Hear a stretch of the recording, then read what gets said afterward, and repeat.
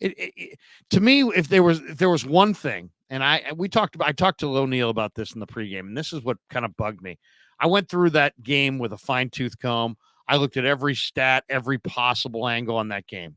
All right, the thing that stood out the most to me was the Warren Sharp piece. Warren Sharp is really sharp, and he broke down the Ravens run game, or the Ravens 49er game before the game. And this is what he wrote. The Ravens struggle against 21 and 22 personnel. When you put two backs on the field, their run defense, according to Warren Sharp, is terrible. Terrible. Okay. When you look at the numbers, the Ravens defense against 21 and 22 personnel, two backs with the fullback on the field, dead last in EPA per rush, dead last in success rate, dead last in yards after contact per rush, and the fourth worst in yards per carry. Then you look at the Niner run offense. They use two running back sets on 60% of their running plays, second highest rate of any offense in the NFL. Right. He said this matchup could tilt the game in favor of the 49ers, easing the pressure off of Brock Purdy and giving Kyle Shanahan an edge in play calling. He was right. It all happened. Kyle didn't recognize it, and they lost. That would be my summary. Yeah, I mean that would be that's a really good summary. That is very much inside the what happened. The other summary would be your starting quarterback threw 4 interceptions, and you're going to lose those games. And it all went into the mix, and it all came out in the wash, and the Ravens were the better team that night for sure about it. Look, balls get tipped, and sometimes, most of the time, they get tipped and go to the ground. In this game, they got tipped, they went into the air, and then they went to the Ravens' hands. Yeah, no, look, and I keep on saying excuses. It's not excuses. I mean, anything plays like what happened. This is a discussion. I realize that there might be so few. Is that the bat phone? Yeah, that is the bat phone. Sorry, Kyle Shanahan. Those Kyle Shanahan calling me to ask if we could make another excuse. Could you please not talk about Warren Sharp anymore on the show? Thank you. It's Kyle. Thank you. Look, people keep on saying you're making excuses, or this is the Niners got exposed. The Niners got exposed. How about this? They didn't get exposed. They outplayed them in a lot of ways. If you want to, if you're desperate to say the word exposed, how about this? The Niners exposed themselves to a defeat with the mistakes that they made. It's not like somebody yanked the towel off the Niners, leaving them naked. The Niners kind of dropped their own towel. They helped the Ravens beat them at every single turn, and the Ravens don't need much help beating a football team. And they got plenty from the Niners. The interceptions, again, the first one that Purdy threw was bad, all on him. He's got to wear it 1,000,000,000% on Brock.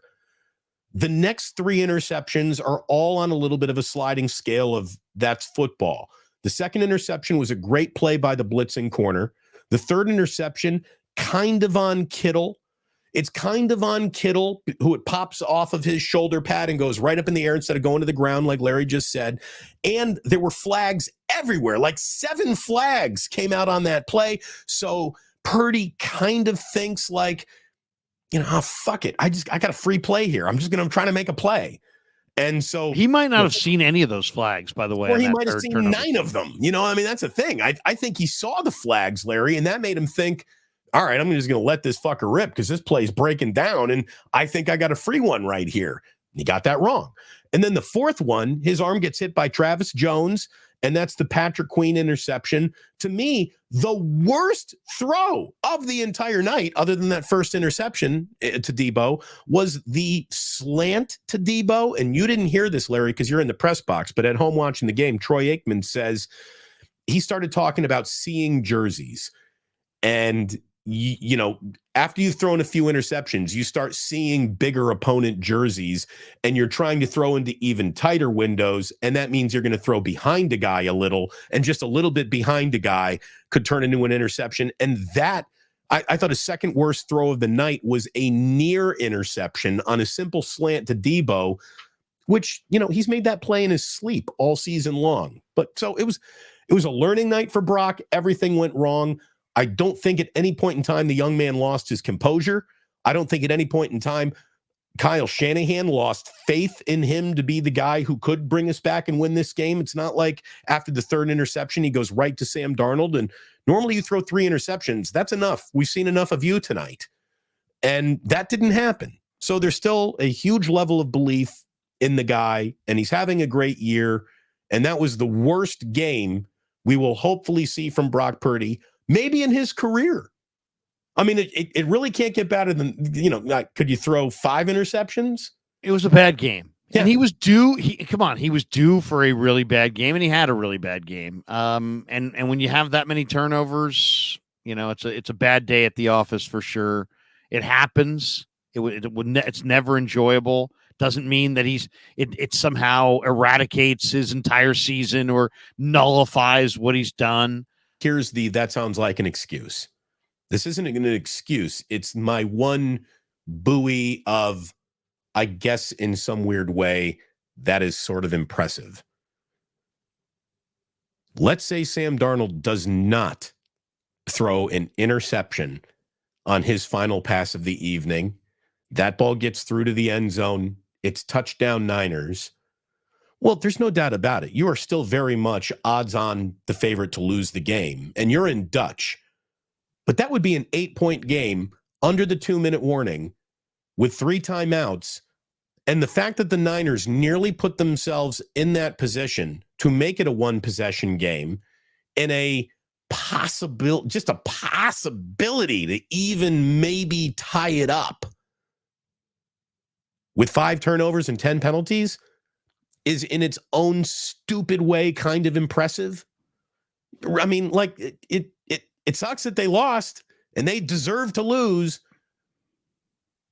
But there was a point in that game where they were down 4 points with 3 turnovers in the first half. I mean, you're down 4 points with your quarterback throwing 3 interceptions. That is still a survivable event. And for most teams, that would not be a survivable event right there. You're down 28 almost instantly. The fact that the Niners were only down 4, again, it says something.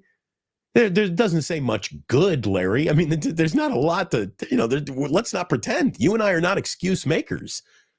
But a very good football team played a very bad game. And they did so against another very good football team. And that happens in this league. Just because the Niners had a bad night does not now make them a bad team. Just because Brock Purdy had a bad game doesn't mean we have to relitigate whether or not he should even have the job.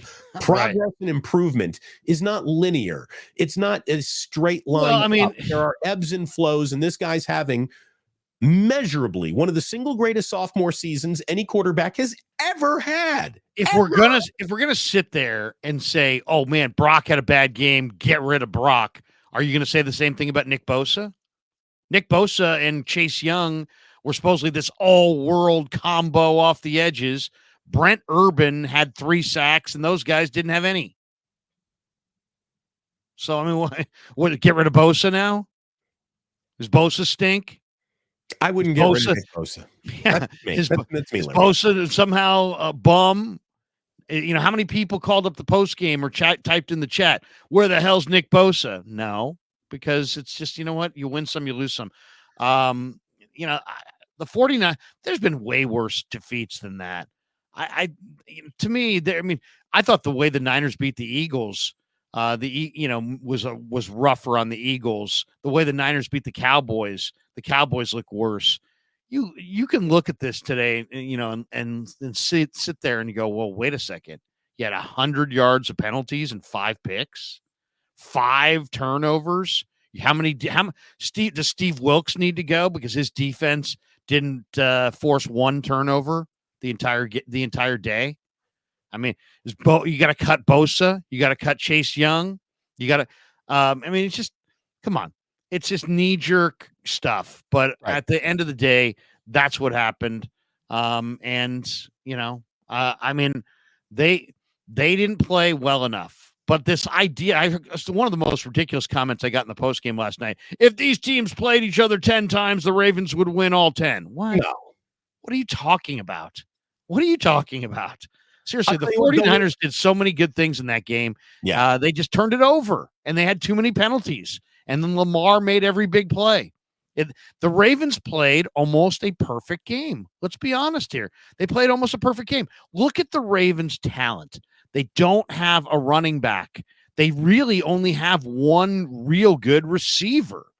You know, their starting tight end is done for the year. Their starting running back is done for the year. Lamar put the whole thing on his back and made just enough plays. And then their defense, I will say this, the one guy who absolutely was amazing is Kyle Hamilton. Kyle Hamilton, the Notre Dame corner or Notre Dame safety that plays nickelback and plays linebacker and plays safety. I mean, he had 3 passes defensed. He had 2 picks. He had 5 tackles. 3 of them were solo. He seemed like he was always in the middle of the action. Credit them. I mean, you know, the old saying, they get paid as well. They played a phenomenal game. But, I mean, Dre Greenlaw and Fred Warner combined for 22 tackles. So it wasn't Greenlaw and Warner. I thought Greenlaw and Warner made a number of plays. The Niners just, you know, they didn't get your big players have to play well. Nick Bosa not only didn't have any sacks, he didn't have a single hit on the quarterback. You know, Randy Gregory, I thought played well. I watched him on the binoculars. He was active. He made 3 tackles. He had half a sack. He had 1 hit on the quarterback. The trio of Chase Young, Randy Gregory, Nick Bosa, their teeth off the edge combined had 1 hit on the quarterback or 2. 2 hits on the quarterback all night long. And to me, the Chase Young lack of wrap up on Lamar on that run was just brutal. Yeah. He had him absolutely wrapped up, and he got away. Dude, Lamar's got legs, baby. And he's got strength. He's a combination. Like Kyler's fast and Hurts is strong. Lamar's both. Lamar's fast, elusive, and strong. So it's just, you know, I mean, credit Baltimore. They had the edge. They played with that edge. They exploded for 17 points in a disastrous third quarter. Brock Purdy had the worst game of his career. He still made a number of good plays, but 4 picks is 4 picks, and ain't getting around that, you know. Nope. And Brock, if he were sitting here on this show right now, he would own that. But don't tell me the Niners got thoroughly outclassed. They ran from 7 yards a carry. The only thing I would complain about if Kyle was sitting here is, Kyle, you were going for almost 8 yards a carry in the first half. Why didn't you just try to run it down their throat? I mean, they've got a defense that's really talented on the back end. I mean, look at some of those players. Throw JP Mason in there. Let him take some hard carries. You know, well, not only that, the numbers show, Damon, that the Ravens were, you know, one of the worst run defenses in all of football against teams that have 2 backs. The Niners have 2 backs. They're running it for 7.5 a carry. And it's a 16-12. It's a 4-point game at halftime. And you came out passing, and I don't know. I mean, I would have liked to have seen in this game, based on the numbers and based on the Ravens personnel and how they looked on their profile, I would have liked a 45 run pass split. And it was the other way, really, in the first half. It probably should have been a run dominant game plan. Look, it felt like special teams where you knew the Ravens were going to have an advantage. They kept it their advantage all night long. You had Debo slipping on a kick return. You had Ronnie Bell once again fumbling a ball out of bounds. Now, he fair caught a couple of others and at least didn't turn it over, but that is still a little bit of an adventure. Mitch Wisnowski had a punt that's net was 19 yards after you tacked on. And I saw earlier in the comments, somebody called him Mitch Greenlaw with that out of bounds hit, Larry. That was pretty funny. Special teams, Justin Tucker just doesn't miss. And so he's awesome. He's the greatest kicker I've ever seen. That guy's for sure. Steve Cass says JP Mason would have to punish the Ravens front line. Would have loved to have seen JP Mason get, I don't know, maybe a carry. No carries for him.